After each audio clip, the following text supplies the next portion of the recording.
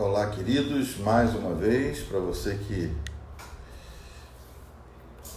estava conosco agora há pouco na nossa conversa, no nosso bate-papo com o pastor Pedro Júnior, estamos nós de volta aqui, a Adriana está aí conosco, Renato Sarmento, entre uma e outra aí está ele, a Sandra da Silveira, lá de Santa Catarina, se não me engano, Ju de Orlando, Jefferson, quanta gente boa, queridos amigos, que honra para nós podermos contar com vocês. Nós estamos quase terminando o nosso dia, né? Agora há pouco tivemos a Patrícia, a Alexandra, a Alda. Tivemos agora há pouco mais de uma hora de conversa com o pastor Pedro Júnior falando sobre os sinais dos tempos, final dos tempos, né? E sinais da vinda de Jesus. E foi muito bom, muito bom. Vamos ter que arrumar tempo para uma outra conversa, quem sabe através do Facebook, mas agora nós vamos entrar no livro de Atos, vamos para Atos capítulo 9, a Ana Carolina lá de Orlando, quanta gente boa, Tiago, Alvarez, olha que tempo a gente não fala, né? Rodrigo, Lisandra. Nós estamos no impactante, emocionante livro de Atos, capítulo 9. E ontem vimos o que aconteceu com Estevão no anterior, e depois a perseguição à igreja localizada em Jerusalém. Perseguição movida por Saulo faz com que todos, com exceção dos apóstolos, se espalhem pelo itinerário que Jesus tinha traçado desde que mandou que eles fossem para Jerusalém. Ele falou, Jerusalém, toda a Judéia, Samaria, até os confins da terra. E aqui eles se espalham justamente por essas regiões. E capítulo 9 vem falar desse Saulo, porque aos pés de Saulo depositaram as vestes do Estevão, diácono, que foi apedrejado.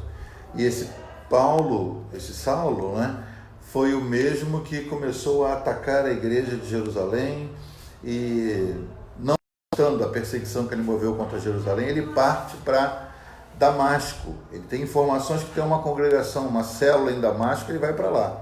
E o capítulo 9 fala sobre isso, diz, Saulo, respirando ainda ameaças e morte contra os discípulos do Senhor, dirigiu-se ao sumo sacerdote e lhe pediu cartas para as sinagogas de Damasco, a fim de que, caso achasse alguns que eram do caminho, ali eles não eram chamados de cristãos ainda, isso só veio a partir de Antioquia, eles eram chamados a seita do caminho, caso achasse alguns que eram do caminho, assim homens como mulheres, os levasse presos para Jerusalém. Então Paulo era o terror do dia, né, da época. Ele já tinha desbaratado aparentemente a igreja de Jerusalém, todo mundo saiu fugindo, com exceção dos apóstolos que ficaram. Como não bastasse, ele disse, agora eu vou para Damasco e vou prender também, diz o texto, ele queria cartas, né, ordem de prisão, para caso achasse alguns, ele levasse tanto homens como mulheres presos para Jerusalém.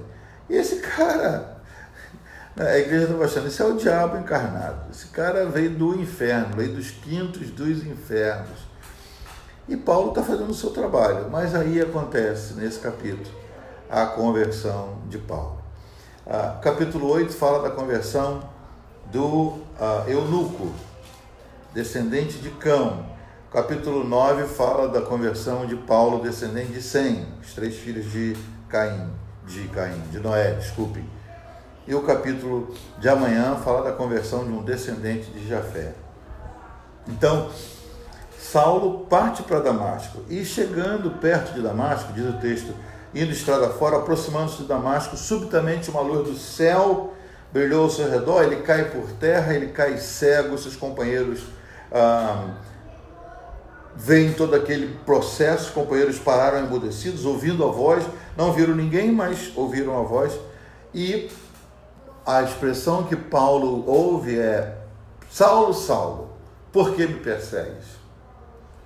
E ele entendeu que ao meio-dia, uma luz mais forte que o sol teve o poder de derrubá-lo da sua cavalgadura, se fosse uma carruagem ou um cavalo, mas ele caiu por terra e caiu cego. Ele reconheceu, eu estou lidando com uma autoridade.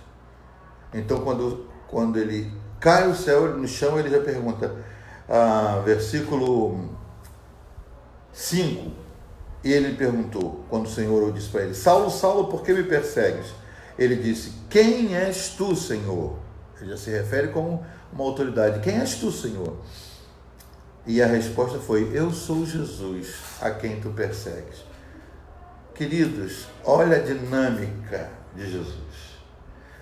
O tempo inteiro, quando ele via Paulo se revoltando, pegando todo o conhecimento que tinha para lutar contra a seita do caminho, contra aqueles que diziam que o Messias já tinha vindo, Deus olhava nesse cara, não um perseguidor, mas um potencial. Era Deus falando: quando esse cara mudar para o meu lado. É como quando você vê um jogador jogando num time que vence o seu, você chama esse desgraçado, esse miserável. Você tem que olhar para ele: já imaginou ele jogando no meu time? Foi o que o Senhor falou: vou trazer esse cara para o meu time.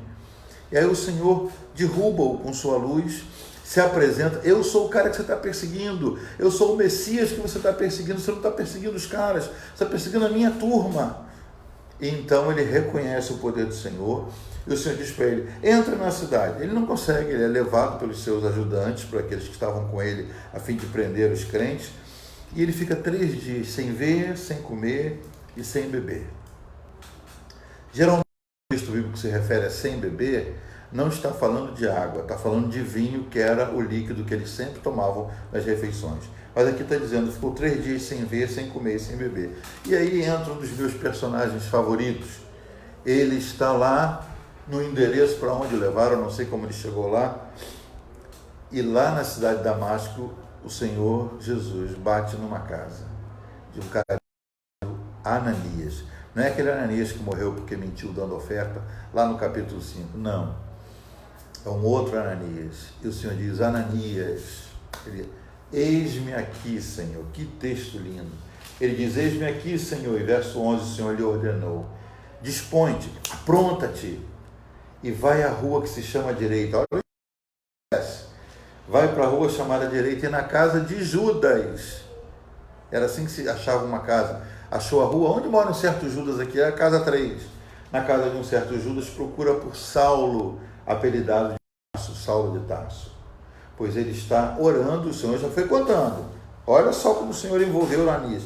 Ananias, estou falando contigo, enquanto eu estou falando contigo, tem um cara chamado Saulo, apelidado Saulo de Tarso, na casa de um certo Judas na rua direita. Quero que você vá lá fazer uma visita. E eu já mostrei, ele já só, pois ele está orando, Paulo está orando agora. E ele viu entrar um homem, eu já abri o clima espiritual para ele. Ele já viu entrar um homem chamado Ananias, no caso você, e vai impor as mãos para que ele recupere a vista. Ananias, entendeu, né? Eu já mostrei para o cara que um tal Ananias vai lá visitá-lo, impor as mãos, e ele vai recuperar a vista. E Ananias diz: Senhor, eu tenho ouvido muita notícia, eu estou sem internet, eu não tenho jornal, mas chegou a notícia aqui que esse cara aprontou, ele acabou com a igreja de Jerusalém. O cara chegou aqui, o cara está cego, o senhor quer que eu vá lá orar para ele recuperar a vista? Estou entendendo, Senhor. Se fosse eu falava: está de brincadeira, o que está vendo? E o texto, irmãos, o Senhor diz, o Senhor lhe disse: vai, porque este é para mim um instrumento escolhido para levar o meu nome perante os gentios e reis, bem como perante os filhos de Israel, pois eu lhe mostrarei quanto lhe importa sofrer pelo meu nome. Queridos, Deus está procurando Ananias hoje, Ananias machos e fêmeas. Ananias são aqueles que estão lá dizendo: me mira, mas me erra, Senhor, não me acha aqui. O Senhor diz: preciso de você. Para quê? Para uma missão. Você vai ministrar para quê? Para aquele cara. Para aquele cara que persegue, para aquele que caçou de mim, para o patrão que já jurou que vai me mandar embora, para aquele tio que faz gozação da minha fé. Eu preciso que você vá lá. Por quê? Porque eu estou salvando esse cara. E você não pode estragar o processo. Deus orquestra as coisas, irmãos. Ele depende de que todos os pontinhos funcionem para que o objetivo dele, de Deus, os planos dele não sejam frustrados e esses objetivos sejam alcançados. Aí ele põe você na orquestração e diz: não vou. Que não vai. Você vai. Você não vai estragar meu projeto. Foi o que Deus falou para Ananias. Já mostrei para ele que você vai. Entendeu? Você vai ter que ir, Ananias. E Ananias foi. Graças a Deus, Ananias foi, entra, e ele já entra quebrantado. Quando ele entra, Paulo está lá cego, ele entra e fala: irmão Paulo. Ele já entra chamando Paulo de irmão. Diz, irmão Paulo, olha que texto lindo. Ananias foi, verso 17, entrando na casa, impôs as mãos, dizendo, Saulo, irmão, o Senhor me enviou, a saber, o próprio Jesus que te apareceu no caminho por onde você vinha, para que recuperes a vista e fique cheio do Espírito Santo. Imediatamente caem as escamas, e como se fossem umas escamas, ele torna a ver, e ele se levanta, é batizado, e aí começa a história de Paulo, não como perseguidor, mas agora como um ministrante da palavra de Deus. Aí ele prega já em Damasco, ele já começa quente, ele está ali, ele pregava ali.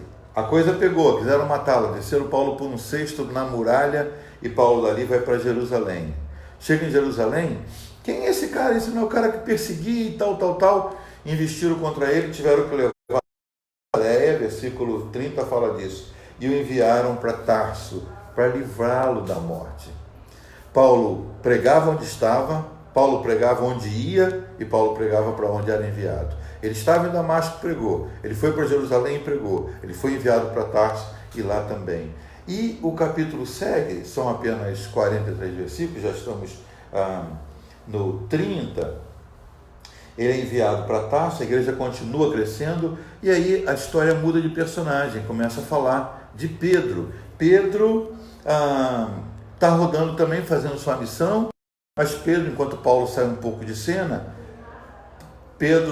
enquanto Paulo some, Pedro assume o palco, o protagonismo, e aí ele está numa cidade, em Lida, e ali tem um homem chamado Enéas, que é coxo, está paralítico há 8 anos numa cama. Ele ordena a cura, Cristo te cura, Enéas, e Enéas se levanta e é curado, e isso encheu as cidades ao redor. Muita gente ouviu esse milagre e queria receber isso também, queria ser abençoado. E o que aconteceu? Numa cidade vizinha, chamada Jope, tinha uma discípula, uma mulher que honrava a Deus no ministério das agulhas. Ela fazia roupas para as viúvas, para as mulheres.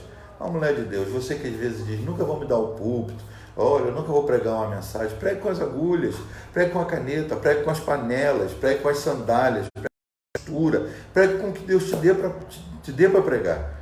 E ela pregava com as suas agulhas.